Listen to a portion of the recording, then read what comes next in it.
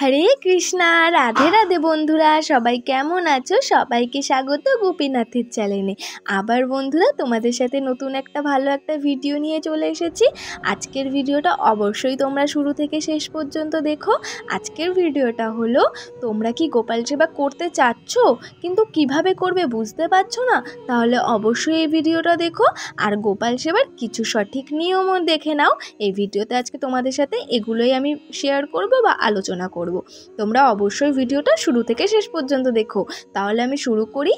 দেখো বন্ধুরা, গোপাল সেবা মানে তো নিয়ম কানুন তো থাকবেই। গোপাল সেবাতে অনেক নিয়মও থাকে, কিন্তু সবার পক্ষে তো জানা সম্ভব না, বা কাউকে বোঝানোর মতো এমন মানুষও তো থাকে না যে গোপালের নিয়ম এটা, তুমি এটা করো। আর হাজার মানুষে হাজার কথা বলে, গোপাল পুজোর এটা নিয়ম, গোপাল পুজোর ওটা নিয়ম। কিন্তু আমি বলবো, তোমরা যেই নিয়ম জানো, তোমার বাড়িতে যদি কেউ না থাকে বোঝানো, তুমি সেইভাবেই গোপাল সেবা শুরু করো না।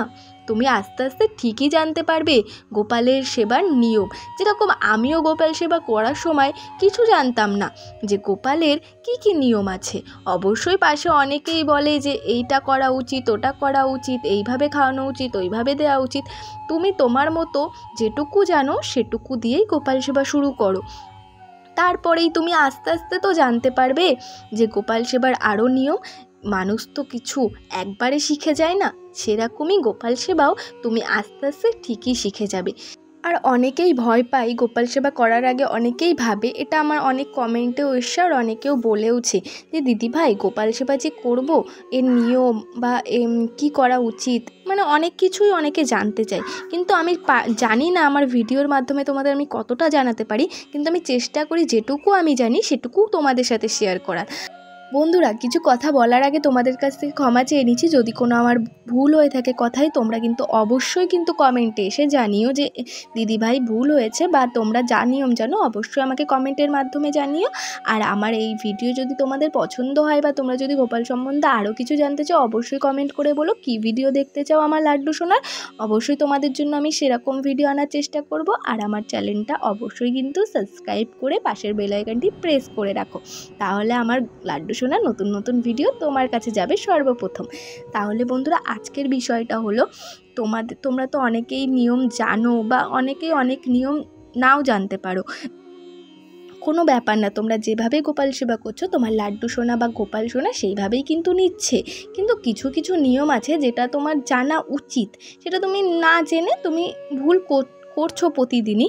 সেরকম নিয়ম হলো, তোমরা যদি কোনো দিন দিয়ে থাকো তোমার লাড্ডু সোনাকে গঙ্গার জল খাবার হিসাবে, এটা কিন্তু কোনো দিন দেবে না। গঙ্গার জল নিবেদন করা উচিত না। খাবার জল হিসাবে তোমরা যেই জল খাও, বা তোমাদের পাশে যে কল আছে সেই কলের জল তোমরা খাওয়াতে পারো, কিন্তু কোনো দিন তোমরা গঙ্গার জল নিবেদন করবে না খাবার হিসাবে। আর বন্ধুরা, তোমরা যে স্নান করাও লাড্ডু সোনাকে, সেই স্নানের জলটা কিন্তু আবশ্যিক তোমরা তুলসী তলায় দেবে, বা তোমরা মাথায় ছিটিয়ে সেটা যে কোনো জায়গায় ফেলবে না, বিশেষ করে তুলসী মন্দিরেই দেওয়ার চেষ্টা করবে।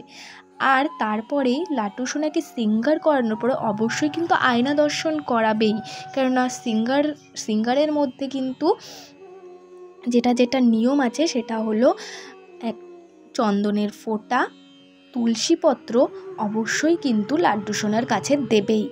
আর তার সাথে শৃঙ্গার হওয়ার পরে লাড্ডু সোনাকে আয়না দর্শক আবশ্যিক। আর যেটা তো বললামই যে স্নানের জল অবশ্যই করে তোমরা তুলসী মন্দিরে দেওয়ার চেষ্টা করবে, সেটা যেখানে সেখানে ফেলবে না। লাড্ডু সোনাকে স্নান করানোর পরে প্রতিদিন ধোয়া জামা কাপড় পরানোর চেষ্টা করবে। যেই জামা একবার পরানো হয়ে গেছে সেই জামা না পরালেই ভালো, সেই জামা আবার ধুইয়ে দেবে, তার পরের দিন পরাতে পারো। আর লাড্ডু সোনার জামা কাপড় যদি তোমরা চাও একবারে ধুতে, বা যেই জামা পরানো হয়ে গেছে সেই জামা ধুয়ে পরের দিন সেই জামা পরাতে পারো, না ধোয়া জামা পরাবে না। আর লাড্ডু সোনা কিন্তু শয়নে দেওয়ার সময় বাসি ফুল কিন্তু অবশ্যই আসন থেকে নামিয়ে দেবে। আর তোমরা কি জানো লাড্ডু সোনার পিঠ দর্শন করতে নেই? যারা লাড্ডু সোনার পিঠ দর্শন করে থাকো, বা এটা তো আবশ্যিক জীবনে হয়ে থাকে, তাদের লাড্ডু সোনার পিঠে অবশ্যই করে রাধে নামটা লিখে রাখবে, রাধার নাম। তাহলে তোমাদের সব পাপ ধুয়ে যাবে। আমি যেটুকু জানি তোমাদের তো শেয়ার করার চেষ্টা করলাম। আর অবশ্যই করে কিন্তু লাড্ডু সোনার ভোগ দেওয়ার পরে ঘন্টা কিন্তু বাজাবে। ঘন্টা না বাজালে লাড্ডু সোনা খাবার গ্রহণ করে না। আর লাড্ডু সোনা যখন খাবারটা নিবেদন করবে, তুমি যদি খাইয়ে দিয়ে থাকো খাবার, লাড্ডু সোনার হাত থেকে যে বাসি তুমি দিয়ে থাকো সেই বাসিটা সাইডে রেখে দেবে। তারপরে তুমি খাইয়ে চলে যাবে, তারপরেই লাড্ডু সোনা খাবার গ্রহণ করতে পারবে। বাসিটা হাতে থাকলে লাড্ডু সোনা খাবার গ্রহণ করতে পারবে না। এটা আমি জানতাম না, আমাকে একটা সাবস্ক্রাইবার বা আমার দিদি বা বোন আমাকে এই বিষয়টা জানিয়েছে, সেই জন্য তোমাদের সাথেও শেয়ার করে দিলাম। দেখো আমি সাইডে বাসিটা রেখে আমার লাড্ডু সোনাকে খাবারটা গ্রহণ করাচ্ছি। দেখো লাড্ডু সোনাকে জল আর খাবার আজকে গ্রহণ করালাম, আর তোমাদের সাথে কিন্তু শেয়ার করলাম আমার লাড্ডু সোনার দুপুরের সেবা। তোমাদের যদি এই ভিডিওটা ভালো লেগে থাকে আর আমার কথায় যদি কোনো ভুল হয়ে থাকে অবশ্যই কমেন্ট করে বলো, আগেও বলেছি। আর আমার ভিডিওটা ভালো লাগলে লাইক করো, কমেন্ট করো, চ্যানেলটা সাবস্ক্রাইব করে আমার পাশে থেকো। দেখা হবে আমার লাড্ডু সোনার আরও ভালো ভিডিও নিয়ে। ততক্ষণ ভালো থেকো, সুস্থ থেকো। হরে কৃষ্ণা, রাধে রাধে বন্ধুরা।